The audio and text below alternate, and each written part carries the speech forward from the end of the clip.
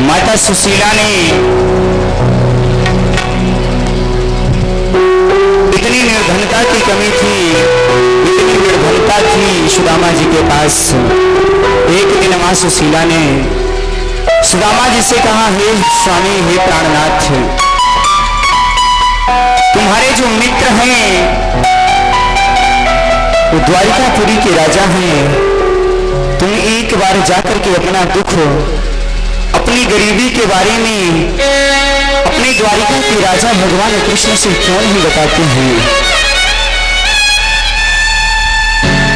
सुदामा जी ने कहा, हे देवी, एक चीज हमेशा याद रखना कि अगर मेरा मित्र कन्हैया द्वारिका का राजा है तो मैं ना द्वारिका का राजा सही, पर मैं ही अपनी कुटिया का राजा हूं। और एक राजा जाकर के किसी दूसरे राजा के सामने याचना करे, हाथ फैला करके मांगे, ये शोभनीय नहीं है। मैं ऐसा कार्य कभी नहीं कर सकता, मेरे से कभी नहीं हो सकता। तो प्यारी, ये जो माताओं की बुद्धि होती है ना, ये बड़ी चतुर और चंचल होती है। माता सुशीला ने मन ही मन विचार किया कि यदि सुदामा जी ऐसा ही भाव लेकर के बैठे रहे और अपने मित्र कृष्ण के पास नहीं गए तो हमारी ये निर्धनता, जो गरीबी है, कैसे दूर होगी। एक दिन श्री सुदामा जी बैठ करके भगवान का चिंतन कर रहे थे, तभी देवी सुशीला ने कहा कि हे प्राणनाथ, क्या आपको आपके मित्र की याद नहीं आती? सुदामा जी ने कहा, देवी, याद तो खूब आती है। तो बोले, आप फिर कभी मिलने क्यों नहीं जाती? आपकी परम मित्र हैं, आपको तो मिलने जाना चाहिए। सुदामा जी ने कहा, देवी, कहते हैं कभी मित्र के यहाँ जाओ तो कभी खाली हाथ नहीं जाना चाहिए, और हमारे पास ले जाने के लिए कुछ नहीं है दीदी। अब बताओ, हम खाली हाथ अपने मित्र के पास से कैसे जाएं? खाली हाथ जाने में तुम ही बताओ कैसे अच्छा लगेगा? ले जाने के लिए कुछ तो होना चाहिए, पर हमारे पास तो कुछ नहीं है, तो बताओ हम कैसे और क्या ले जाएं? माता सुशीला ने कहा, हे प्राणनाथ, आप केवल जाने का, प्रस्थान करने का प्रबंध कीजिए, समय चुनिए, आयोजन कीजिए जाने का। ले जाने के लिए क्या सामग्री चाहिए, हम आपके लिए उसका प्रबंध अवश्य कर देंगे। आज प्रिय माताओं, माता सुशीला 5 घरों से 5 मुट्ठी चावल मांग कर लाई है। वहां के लोग माता सुशीला का इतना सम्मान करते थे कि यदि माता सुशीला चाहती तो एक घर से ही उन्हें पूरा चावल मिल जाता। पर माता सुशीला ने 5 घर से 5 मुट्ठी चावल क्यों मांगे? क्योंकि माता सुशीला को पता था कि सुदामा जी तो अपना दुख कभी कन्हैया से कहेंगे नहीं, और जब कन्हैया स्वयं 5 5 प्रकार के चावल देखेंगे तो कन्हैया देख कर ही समझ जाएंगे कि सुदामा जी मांग करके चावल लाए हैं। सुदामा जी के पास निर्धनता है तो बिना मांगे अवश्य ही सुदामा जी को सब कुछ दे देंगे। आज मेरी मां देवी सुशीला ने 5 भर से 5 मुट्ठी चावल ला करके एक पोटली में बांध करके दिया सुदामा जी को। और आज भगवान श्री सुदामा जी भगवान श्री द्वारिकाधीश से मिलने के लिए ना चाहते हुए इस अवस्था में जाने के लिए तैयार हुए। जैसे ही मेरी मां चावल लेकर के भगवान द्वारिकाधीश से मिलने के लिए सुदामा जी चले हैं। रास्ते में एक नदी पड़ी है। अब सुदामा जी को तैरना नहीं आ रहा था। सुदामा जी मन ही मन बैठ करके हताश होने लगे, निराश होने लगे। बोले हे कन्हैया, लगता है तुम्हारे दर्शन नहीं हो पाएंगे, मुझे तैरना नहीं आता, बताओ मैं नदी कैसे पार करूंगा। कहते हैं मेरी मां, जब भक्ति प्रबल हो, प्रेम निस्वार्थ हो, तो भगवान किसी न किसी प्रकार से अपने भक्त की रक्षा सहायता करने के लिए आ ही जाते हैं। आज सुदामा जी की भक्ति को देखते हुए भगवान स्वयं नाम लेकर के आए हैं। और सुदामा जी बैठे निराश होकर के, उदास बैठे थे। तभी कन्हैया ने आकर के कहा, ब्राह्मण देवता आप इतना उदास क्यों हैं। सुदामा जी ने कहा, क्या बताएं भाई निषाद, हमें नाव नदी के उस पार जाना था पर हमें तैरना नहीं आता, हमारे पास कोई साधन भी नहीं है। भगवान कन्हैया बोले ऐसा करो कि आकर के मेरी नाव में बैठ जाओ। सुदामा जी ने कहा, भाई हम पहले आपको बता रहे हैं कि हमारे पास देने के लिए कुछ भी नहीं है, हम आपको कुछ नहीं दे पाएंगे उतना ही। भगवान कन्हैया ने कहा, ठीक है कोई बात नहीं, बैठ जाइए। जैसे ही सुदामा जी बैठ गए तो आज मेरी मां भगवान कन्हैया स्वयं सुदामा जी की परीक्षा ले रहे हैं। कह रहे हैं आप किससे मिलने के लिए जा रहे हैं। सुदामा जी कह रहे हैं अपने मित्र द्वारिकाधीश से मिलने के लिए जा रहे हैं। कन्हैया ने कहा, तुम्हारे मित्र द्वारिकाधीश? बोले हाँ। बोले द्वारिका के राजा हैं? बोले हाँ द्वारिका के राजा हैं। बोले तुम्हारे मित्र? बोले हाँ। बोले उसको तुम मित्र कहते हो, अगर तुम्हारा वास्तविक सच्चा मित्र होता तो कम से कम आपके लिए कोई साधन तो भेज देता। अरे आपके मित्र से अच्छा तो मैं हूं, आपको फ्री में नाव से पार करवा रहा हूं। आजकल मेरी मां क्या होता है, यदि हमारे मित्र के सामने कोई बुराई करे तो हम भी उसी में हाजी हाजी करते हैं। पर सुदामा जी ने क्या कहा कि देखो भाई, आपसे हाथ जोड़कर निवेदन है कि आपको नदी के पार लगाना है तो लगाओ, नहीं लगाना तो आप हमें उतार दो, कोई बात नहीं, हम बैठे रहेंगे, हम नहीं जाएंगे। पर आप हमारे मित्र की बुराई हमारे सामने ना कीजिए। आप हमारे मित्र की बुराई कर रहे हैं, वो हमें अच्छा नहीं लग रहा। हमारा मित्र जैसा भी है आखिर है तो हमारा मित्र ही, और सच्चा मित्र वही होता है प्यारे, जो मित्र किसी भी अवस्था में हो पर उसका कभी साथ ना छोड़े। जब भगवान कन्हैया परीक्षा ले रहे थे और परीक्षा में सुदामा जी पास हो गए तो आज भगवान ने नाव से नदी पार लगाया सुदामा जी को। नदी पार लगने के बाद सुदामा जी चल रहे थे, चलते चलते कुछ दूर चले, उनके पैर दर्द होने लगे, काफी थकान महसूस होने लगी। सुदामा जी फिर हार मानकर निराश होकर बैठ गए कि शायद हम द्वारिकापुरी तक नहीं पहुंच पाएंगे,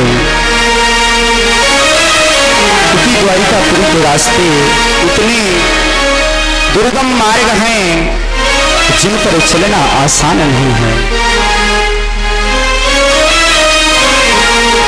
क्या सजा मिली है मुझको,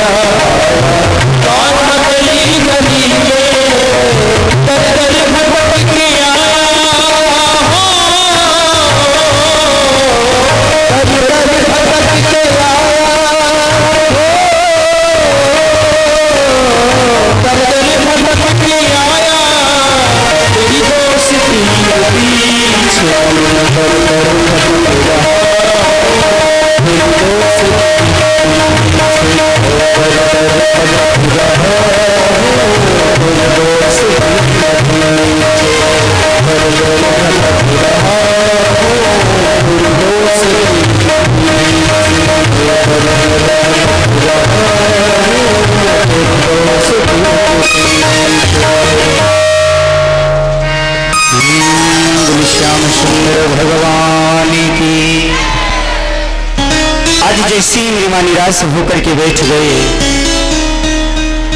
तभी भगवान कन्हैया ने फिर देखा कि कन्हैया निराश हो रहे हैं सुदामा, और यदि अब सुदामा की रक्षा नहीं की गई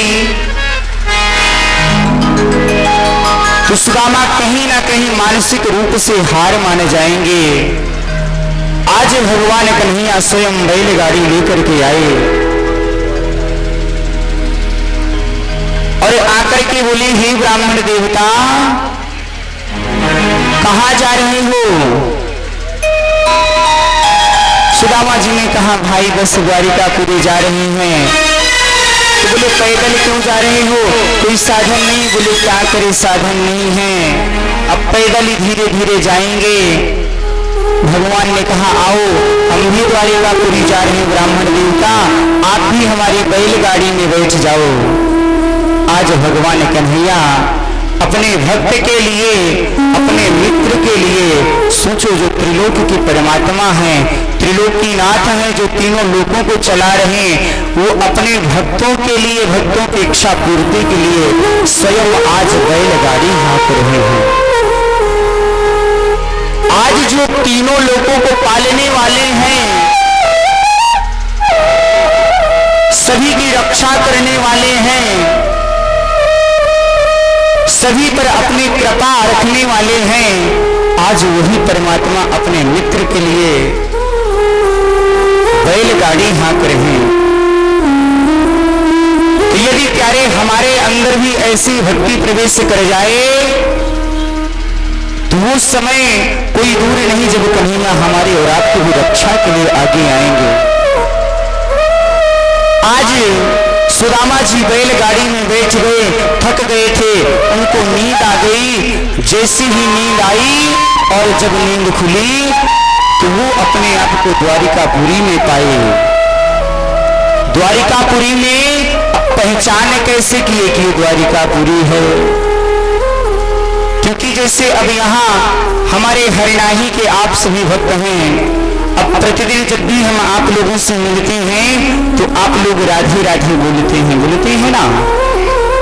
कुछ भक्त तो आज भी देख लेंगे हम राधे राधे बोलेंगे तो हंस करके साइड हो जाते हैं, उनको समझ नहीं आता हम क्या बोले। अरे भाई हम राधे राधे बोल रहे हैं तो आप भी राधे राधे बोलो, क्या कह रहे? आप राधे राधे नहीं बोल सकते, राम राम बोल लो, पर बोलो, कुछ बोलो।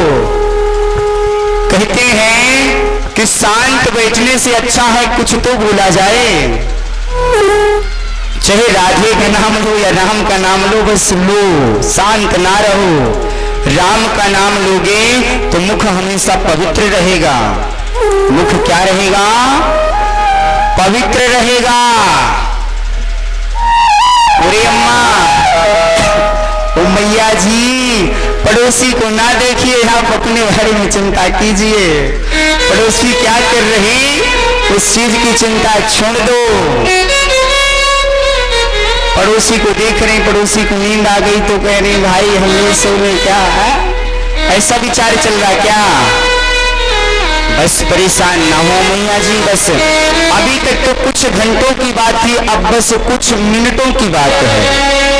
क्योंकि अब घड़ी जो है विदाई की, वो घंटों से मिनटों में तब्दील हो गई है। क्योंकि समय जो है, आप बेशक समय को व्यर्थ समझें और गंवा दें, पर समय अपनी गति से चलता रहेगा, कभी रुकेगा नहीं। आप सुने या ना सुने, पर जो विदाई का समय है वो अब शीघ्र ही नजदीक आ रहा है। इसलिए बस कुछ ही समय आपके पास बचा है। मेरी प्यारी भक्तिवती माताओं, मैया जी सुन लीजिए, हंसिए नहीं। माता, यहाँ की माताएं जब हंसती हैं ना, बड़ी प्यारी लगती हैं।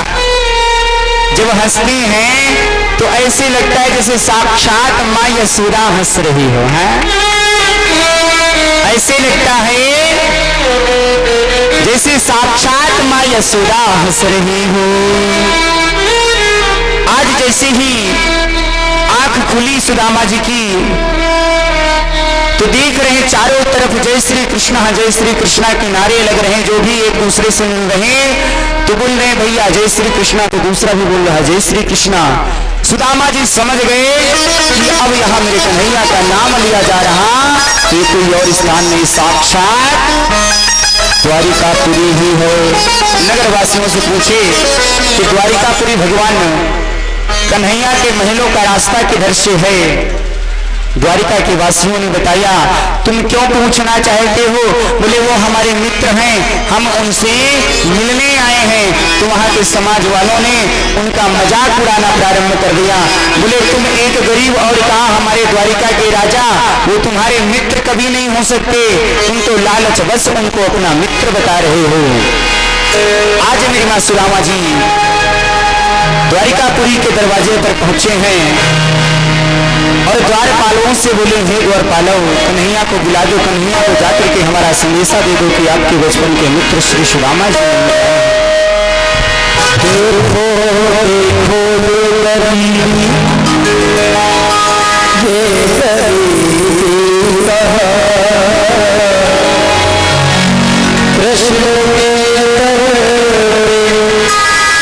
विश्वास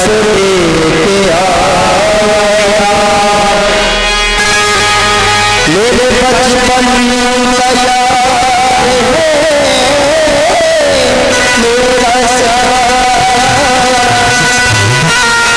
यही सोच कर मैं आस लेके आया हूँ।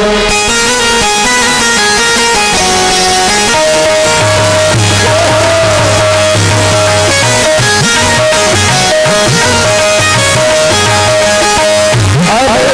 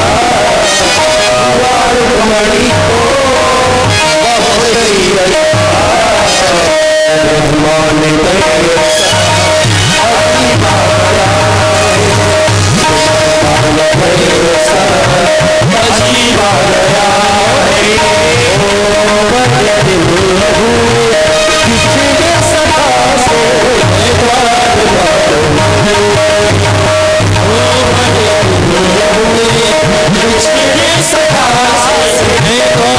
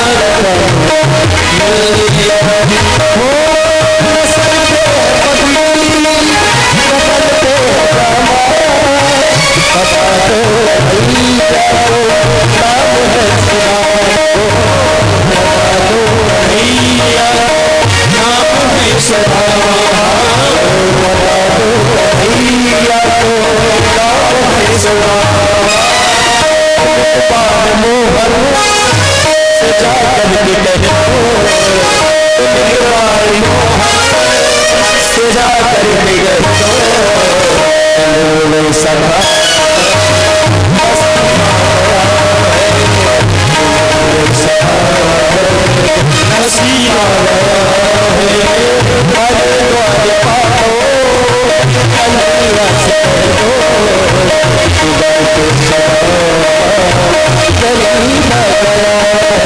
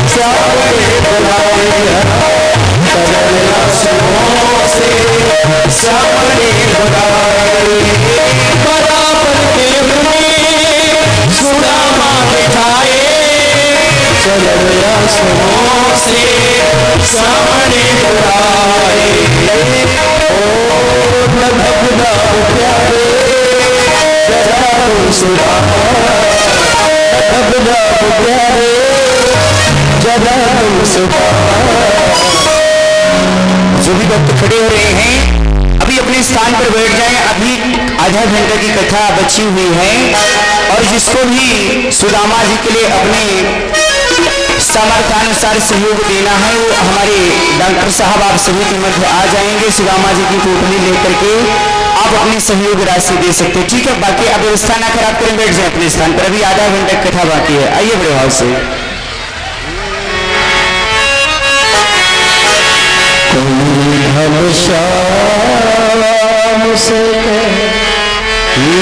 बोले कृष्ण कन्हैया आप सभी लोग अपने स्थान पर बैठ जाएं, ऐसे खड़े ना रहें, बैठ करके कृष्ण और सुदामा के मिलन का आनंद लें। आज प्यारे भगवान कन्हैया की जब प्रतीक्षा कर रहे थे सुदामा जी नहीं आए, तो सुदामा जी को लगा शायद कन्हैया मेरे से मिलना नहीं चाहते, मुझे भूल गए। मैं कहूँ आप सभी से निवेदन है आप बैठ जाएं। आप सभी इतनी सब समझदार माताएं हैं, आपका ऐसे खड़ा होना अच्छा नहीं लगता। जब आप वृद्ध होकर के खड़े होंगे तो सोचिए बच्चों पर क्या प्रभाव पड़ेगा। ओ मैया जी, लाल पीली काली साड़ी वाली मैया जी, बैठ जाओ तुम सब, खड़े ना रहो, सब लोग बैठ जाओ, सब लोग बैठ जाइए शांति से। अरे तुम्हारी फोन वालों बैठ जाओ बाबा, बैठ जाओ, चिंता ना करो फोन की, ठीक है। वीडियो बन रही है, आपको सारी वीडियो YouTube चैनल पर प्रद्युम्नाचार्य जी पर उपलब्ध हो जाएंगी। अब आज थोड़ा सा समय अभाव के कारण वीडियो नहीं पढ़ पाई थी, पर आज रात्रि में पड़ जाएगी, ठीक है। आप लोग चिंता ना करें, बस ये YouTube चैनल प्रद्युम्नाचार्य जी को आप सभी सब्सक्राइब कर लेना आगामी कथाओं का श्रवण पान करने के लिए, क्योंकि अपनी जो भी कथाएं हैं सब इसी चैनल पर लाइव प्रसारण होती हैं। इसलिए आप सभी प्रद्युम्नाचार्य जी YouTube चैनल को सब्सक्राइब अवश्य करें, और जितने भी आपके संपर्क के लोग हैं सभी के पास शेयर करें, ताकि सभी को भगवान की कथा श्रवण करने का पुण्य प्राप्त हो सके। कि बोले भक्तवत्सल भगवान की जय। आज प्यारे क्या हुआ कि कन्हैया आए और सुदामा के साथ मिले। आज बड़ी विनम्रता के साथ दोनों मित्र बैठे हुए हैं, द्वारिकाधीश नीचे बैठ करके अपनी अश्रुधाराओं से पाद प्रक्षालन कर रहे हैं सुदामा जी के। जो चावल लेकर के सुदामा जी आए थे, आज 2 मुट्ठी चावल में ही समस्त 2 लोगों को दे दिया, जैसे तीसरी मुट्ठी खाने ही वाली थी माता रुक्मणी मेरे के लिए है प्रभु। सब सुदामा जी को दे देंगे तो हमारा क्या होगा। और मेरी माँ आज सुदामा जी को, माता सुशीला को जो चाहिए था भगवान ने सब दे दिया। धन धान्य ऐश्वर्य आदि की सभी चीज की प्राप्ति करा दिए। कुछ समय रहने के पश्चात जब सुदामा जी अपनी कुटिया में गए तो आज उनकी कुटिया स्वर्ण महल हो गई। सुदामा जी स्वयं पहचान नहीं पा रहे। फिर देवी सुशीला से पूछा ये कुटिया किसकी है, तो देवी सुशीला ने कहा ये कुटिया हमारी। बोले आपके पति देव का क्या नाम, बोले सुदामा। बोले सुदामा तो हमें ये सब कैसे हुआ, बोले सब कन्हैया की कृपा से हो गया। ये बोले कृष्ण चंद्र भगवान की जैसे ही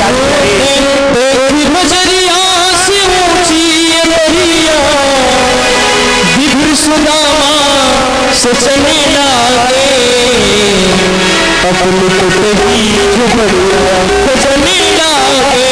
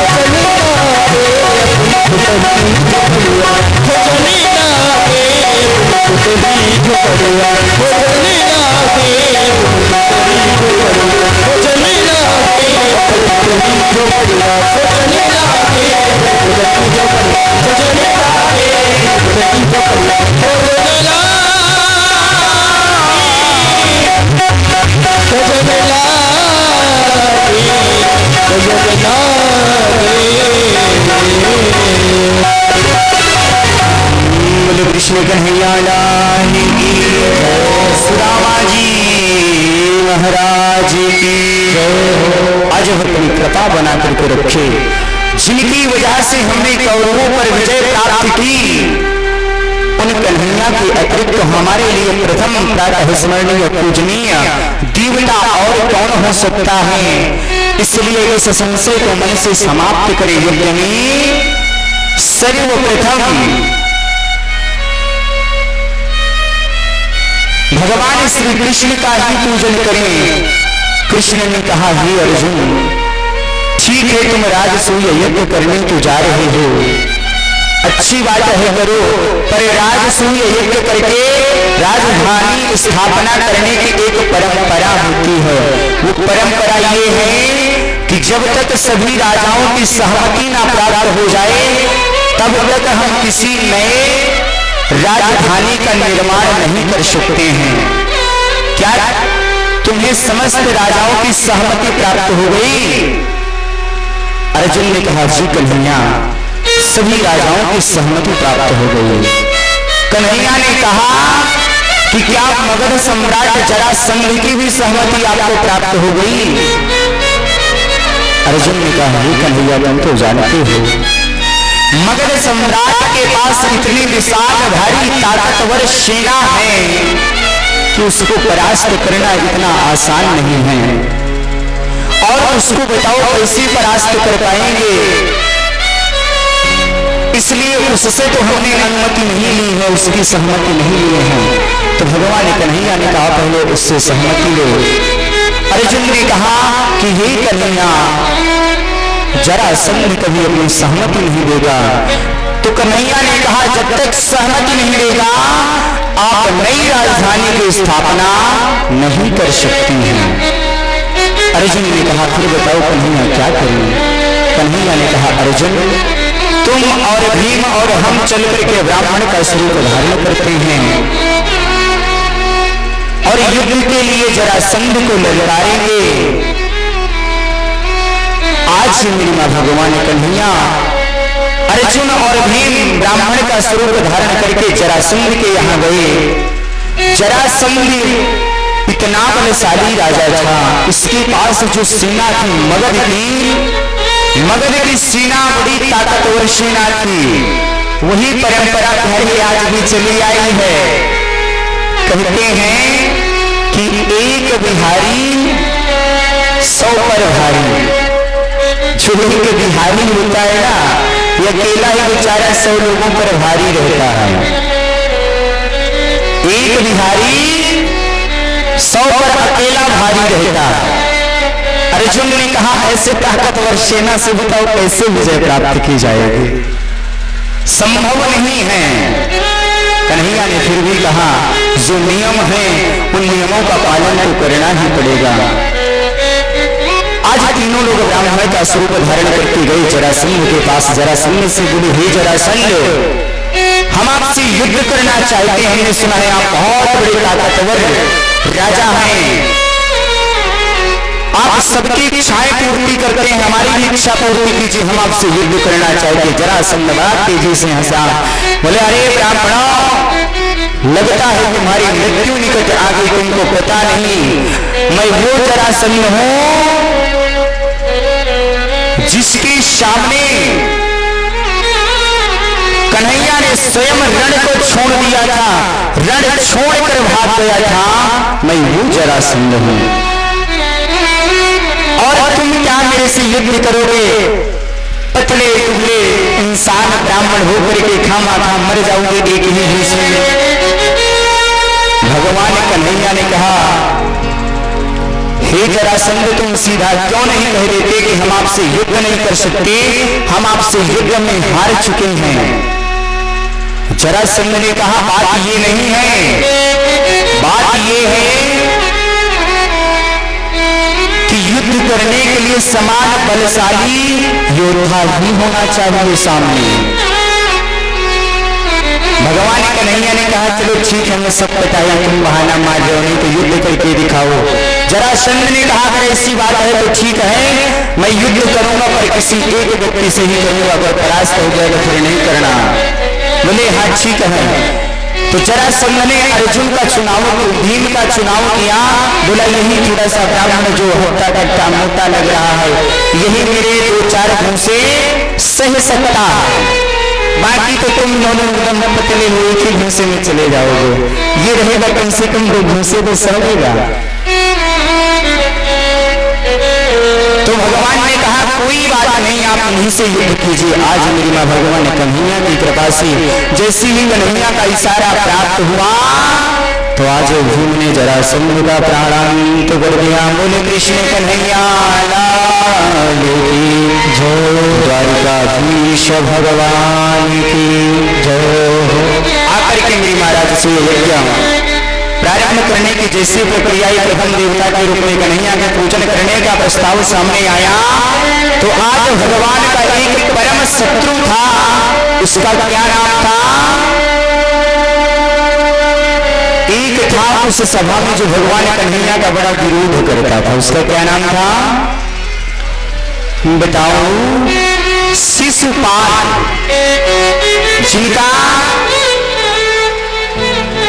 जिसका विवाह माता रुक्मणी के साथ तय हो गया था। पर जब से भगवान कन्हैया ने रुक्मणी जी का हरण कर लिया तब से वो कन्हैया से विरोध रखने लगा है। ये आदमी सही नहीं है भाई।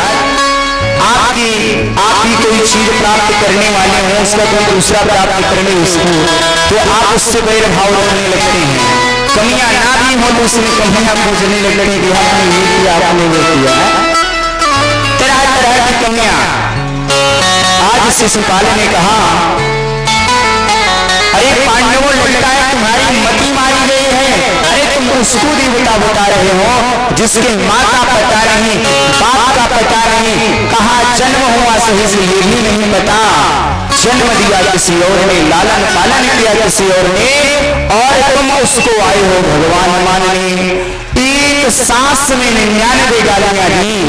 जैसी ही सभी गालियां दी शिशुपाल ने, भगवान ने तुरंत सुदर्शन चक्र चला करके शिशुपाल का प्राणांत कर दिया। बोल कृष्ण चंद्र भगवान हो, वृंदावन धाम हो। एक बार प्रेम से बोलना है। क्या बोलना है? प्यारी आवाज, आखिरी समय है। अब आखिरी दिन भी नहीं, आखिरी समय है, आखिरी क्षण चल रहे हैं। बस आखिरी कुछ घंटे बचे हुए हैं। और अब आप अगर एक बार प्रेम से नहीं बोलेंगे तो कहीं न कहीं हमारा मन दुखित होगा कि बताओ 6 दिन तक तो बड़ा प्रेम किए, 7 दिन में नाराज होकर के भेज दिए। इसलिए प्रेम से बोले। क्या बोलना है? देखो, अब हमको पता लग गया कि बच्चे सब तो आगे वाले बड़ा प्रेम करते हैं। जो पीछे माताएं बैठी हैं, खड़ी हैं, ऊपर जो माताएं बैठी हैं वो पीछे बैठी हैं, और जो रोड पर खड़े हैं ये लोग हमसे प्रेम नहीं करते हैं। क्यों भाई, आप लोग नहीं करते हो? करते हो तो फिर राधे राधे क्यों नहीं बोल रहे हो? बोलो रे प्यारे, एक बार प्रेम से बोलिए राधे राधे। हाँ, अब लग रहा हम कहाँ हैं? बताओ हम कहाँ हैं? बिहार में कहाँ पर? मुजफ्फरपुर में। इतना तेज बोला तो पूरे मुजफ्फरपुर में सूचना हो जाए कि कहीं हरियाणा में कथा हो रही है। और देखो, आप सभी को आशीर्वाद देने के लिए हमारे अयोध्या से प्रतिदिन आए हुए संत किशोरी बाबा जी भी आपको अपना आशीर्वाद प्रदान करने के लिए आते हैं। वैसे इनकी जन्मभूमि भी यहीं पास में ही कहीं है, पर बेचारे आप लोगों पर इतना स्नेह रखते हैं कि श्री धाम अयोध्या से चल करके केवल आपको दर्शन देने के लिए आए हैं। संतों के दर्शन होना ही बहुत बड़े सौभाग्य की बात होती है। इसलिए जोरदार तालियां बजा करके एक बार हमारे किशोरी बाबा जी का स्वागत है। इतने सरल संत हैं कि हमेशा आप इनको मुस्कुराते हुए ही देखेंगे, हमेशा मुस्कुराते रहते हैं। और जब भी आप जाएंगे, छोटा बच्चा भी उनके पास जाते ना बड़ा सम्मान करते हैं। बच्चा झुके या ना झुके, खुद ही उसके सामने झुक जाते, इतने व्रत हो करके। तो सम्मान सीखना है तो ऐसे संतों से सीखना चाहिए। हमारे देव नारायण बाबा जी ने बेचारे कितना सुंदर कथा का आयोजन किए, इतना सुंदर कथा का आयोजन किए कि इतना आनंद आया कि जिसके हमारे पास शब्द नहीं कि हम बयां कर सके। आपको आनंद आया या नहीं? इन 7 दिनों में आया है ना? तो एक बार जोरदार तालियां हमारे फक्कड़ बाबा के लिए। और जो इनकी टीम जो इनको सहयोग कर रही थी इस कार्यक्रम को सुचारू रूप से पूर्ण करने के लिए, एक बार उस टीम के लिए भी जोरदार तालियां बजा दीजिए। और एक बार जोरदार तालियां हमारे डॉक्टर साहब मनोज भैया के लिए, जिनके निवास स्थान पर हम लोग रुके थे। 7 दिनों तक बेचारों ने इतना प्रेम दिया, इतना स्नेह दिया कि भक्त तो हमें बहुत मिलेंगे, पर शायद इनके जैसे नहीं। एक हमारे आपके ही बिहार में पड़ता है जनपद मुंगेर, वहां के एक भक्त हैं अवध केसरी जी, वो भी इन्हीं के जैसे बेचारे बड़े निर्मल भाव के हैं। जैसे ये दिन रात परेशान रहते महाराज जी लोगों को कोई अव्यवस्था ना हो पाए, यहाँ तक कि अपना भी कार्य छोड़ दिए थे हमारे चक्कर में, अपने हॉस्पिटल पर ध्यान नहीं देते थे। बस इस वजह से कि बाबा जी लोगों को कोई दिक्कत ना हो जाए। तो जिन्होंने इतना प्रेम स्नेह दिया उस परिवार के लिए एक बार जोरदार तालियां हमारे डॉक्टर साहब। और इनकी एक सबसे बड़ी विशेषता है प्यारे, हमेशा मुस्कुराते रहते हैं। और सबसे बड़ी विशेषता पता है क्या है? डॉक्टर साहब ठीक है सम्मान करना चाहिए, पर पता है ये हमारे तबला वाले भैया और हारमोनियम वाले भैया की बड़ी बड़ाई करते हैं। बाकी हमारे और हमारे पवन देव जी की कोई चर्चा ही नहीं करते, कहते हैं आप मेहनत ही नहीं करते हैं। इन दो लोगों को कहते हैं कि वो बेचारे बड़ा सुंदर तबला बजाते हैं, इनको कहते हैं आप बड़ा सुंदर गाते हैं। क्यों डॉक्टर साहब, हम लोग मेहनत नहीं करते हैं? अरे वाह वाह वाह, एक बार विशाल जी के लिए हम ताली बजा दीजिए अकेले। सच में ये इतनी निर्मल है बेचारे कि जो हृदय में होता है कपट करके नहीं रखते, बोल देते हैं सच्ची मन से। प्रेमी हो तो इनके जैसे होना चाहिए। आप सभी की याद तो निरंतर आएगी ही आएगी, पर इनकी याद हमें हमेशा सताएगी, तड़पाएगी। लगेगा क्या डॉक्टर साहब थे। अन्यथा आप बड़े बड़े सिटियों में जाइए डॉक्टरों के पास, ये सब साइंस के पढ़े लिखे होते हैं, ज्यादा धर्म कर्म पर ध्यान नहीं देते, पर इनको